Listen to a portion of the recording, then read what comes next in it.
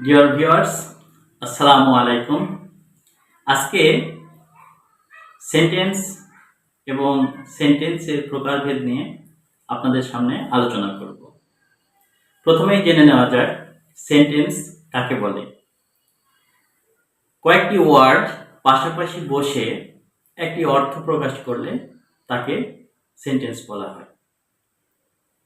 Sentence প্রধানত 5 প্রকার, যথা number 1 assertive sentence, number 2 interrogative sentence, number 3 imperative sentence, number 4 optative sentence, number 5 exclamatory sentence।